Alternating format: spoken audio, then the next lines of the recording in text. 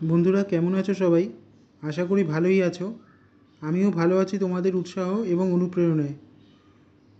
এই চ্যানেলে গল্প কবিতা দেয়া রয়েছে, তোমরা যারা দেখেছো আশা করি তাদের ভালো লেগেছে। আর যারা দেখোনি তারা চ্যানেল ঢুকে দেখে নিও।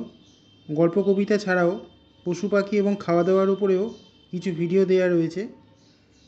তোমরা যারা দেখেছো তাদের ভালো লেগেছে, তারা লাইক দিয়েছো, শেয়ার করেছো, অনেক কমেন্ট করেছো, আমি দেখেছি। আর যারা দেখোনি তাদের বলবো চ্যানেল ঢুকে দেখে নিও। আজ আমি চলে এসেছি তোমাদের জন্যে কিছু হাসি মজার গল্প নিয়ে।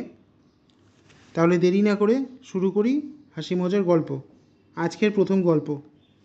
পরীক্ষায় পাশ করে নাতি দিদিমাকে একটা এসি 4 চাকা গাড়ি কেনার জন্য বলল। তাই শুনে দিদিমা নাতিকে বলল, পাশের বাড়ির মেয়েটা রোজ অফিস টাইমে ভিড় বাসে করে অফিসে যায়, আর তুই শুধুমাত্র পরীক্ষায় পাশ করেই একটা 4 চাকা গাড়ি কেনার জন্য বলিস? তখন নাতি বলল, আমি পাশের বাড়ির মেয়েটার কষ্ট সহ্য করতে না পেরেই গাড়ি কেনার কথা বলছি। ভিড় বাসে অফিসে যেতে ওর কত কষ্ট হয় বলো তো। আমি গাড়ি কিনলে ওকে অফিস টাইমে লিফট দিতে পারবো।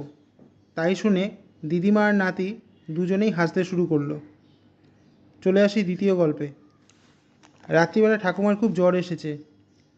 ঠাকুমা জ্বরের ঘোরে কাঁপছে। তখন ঠাকুমা নাতিকে ডেকে বলল, আমার খুব কাঁপ দিচ্ছে। তাই শুনে নাতি বলল, জ্বর এসে তোমায় কাঁপ দিচ্ছে? এখন আমি 2টো প্লেট দেই, তারপর দুজনে একসাথে বসে গরম চা খাই। এই কথা শুনে ঠাকুমা আর নাতি দুজনেই হেসে ফেলল। বন্ধুরা, এরকম নতুন নতুন গল্প শুনতে চ্যানেলটা সাবস্ক্রাইব করে বেল আইকনে ক্লিক করে সাথেই থাকো। যারা চ্যানেলটা এখনও সাবস্ক্রাইব করোনি তারা অবশ্যই সাবস্ক্রাইব করো, তাহলে এই ধরনের ভিডিওগুলো নোটিফিকেশান সর্বপ্রথম তোমরা পেয়ে যাবে। আমি আজ আসি, আবার আসবো পরের ভিডিও নিয়ে। ততক্ষণ ভালো থেকো, সুস্থ থেকো।